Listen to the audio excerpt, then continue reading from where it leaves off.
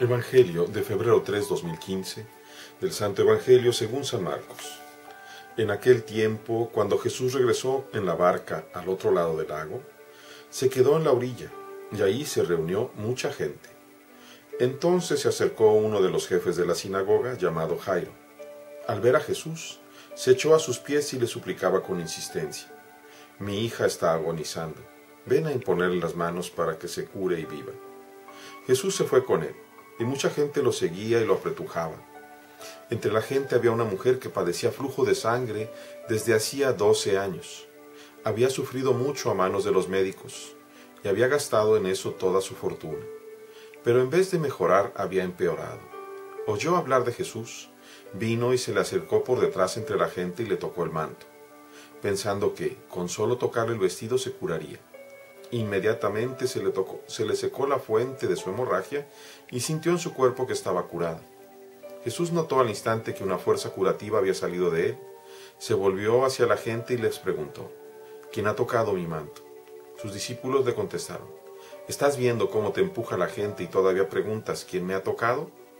Pero él seguía mirando alrededor para descubrir quién había sido.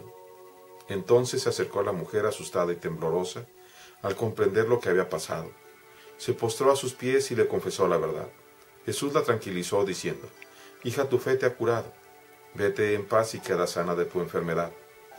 Todavía estaba hablando Jesús cuando unos criados llegaron de casa del jefe de la sinagoga para decirle a éste: «Ya se murió tu hija. ¿Para qué sigues molestando al maestro?». Jesús alcanzó a oír lo que hablaban y le dijo al jefe de la sinagoga: «No temas, basta que tengas fe». No permitió que lo acompañaran más que Pedro, Santiago y Juan, el hermano de Santiago.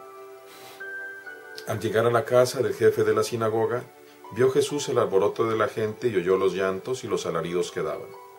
Entró y les dijo: «¿Qué significa tanto llanto y alboroto? La niña no está muerta, está dormida». Y se reían de él. Entonces Jesús echó fuera a la gente, y con los padres de la niña y sus acompañantes, entró a donde estaba la niña. La tomó de la mano y le dijo: «Talitá cum», que significa: «Óyeme, niña, levántate». La niña, que tenía 12 años, se levantó inmediatamente y se puso a caminar. Todos se quedaron asombrados. Jesús les ordenó severamente que no lo dijeran a nadie, y les mandó que le dieran de comer a la niña. Palabra del Señor. Gloria a ti, Señor Jesús. Vemos aquí como dos escenas en este Evangelio de su versión larga. Jesús está en medio de la gente, ha llegado a la playa, a la orilla del lago de Galilea, y viene este jefe de la sinagoga. Viene desesperado como cualquier padre a pedir por su hija. Su hija se está muriendo. Este jefe, Jairo, tiene fe en que si el maestro le impone las manos, su hija, aunque está muy grave, se va a aliviar. Y Jesús no le increpa, no duda, sino que simplemente ve su fe, y en cuanto se le pide al Señor, él se conmueve, se pone en marcha. Y luego como que irrumpe en el acto esta mujer que estaba enferma, con flujo de sangre, es decir, tenía sangrado constante. La ley prohibía que una persona enferma tocara a otra, porque en el antiguo Israel se pensaba que las enfermedades eran maldición por los pecados. Y si alguien se atrevía a tocar, un enfermo se atrevía a tocar a un sano, podía aplicarse precisamente la pena de muerte. Por eso la mujer solamente se acerca por detrás, pensando: con tocar su manto, con eso tengo yo para aliviarme. Tiene fe. Vemos cómo hay un común denominador: la fe de Jairo, el papá de la niña que se está muriendo y que finalmente muere, y la fe también de la mujer que está enferma. La mujer efectivamente alcanza a rozar el manto de Jesús, y en ese momento inmediatamente el Espíritu Santo la sana. Pero Jesús se da cuenta. Sería especulativo decir si sabía quién era o quién no, pero él quiere que aquel que ha recibido la sanación lo externe, porque lo va a confirmar. Sin embargo, el externar la sanación también implica el tomar el riesgo de que el maestro la acusara. Total, ella se anima, sale, cuenta la historia y escucha estas palabras hermosísimas del Señor.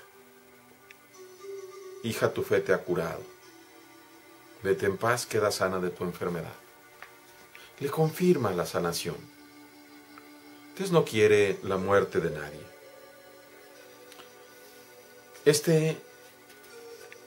Esta escena que se intercala, podemos imaginarnos la desesperación de Jairo, viendo que la mujer lo toca, que el maestro se detiene, que comienza, que hay toda esta plática, la desesperación, la urgencia de Jairo de querer decirle, maestro, mi hija se está muriendo. Y justo cuando termina la escena, le llegan a avisar a Jairo, tu hija ya se murió, ya no molestes al maestro. Y sin embargo Jesús dice, está dormida la niña, vamos, no tengas miedo. Sabe lo que va a hacer, la va a levantar, le va a regresar la vida. Muchas veces el demonio nos tienta y nos vence en este mundo porque tenemos miedo al hambre, porque tenemos miedo a la vergüenza, porque tenemos miedo a la enfermedad y eventualmente porque tenemos miedo a la muerte.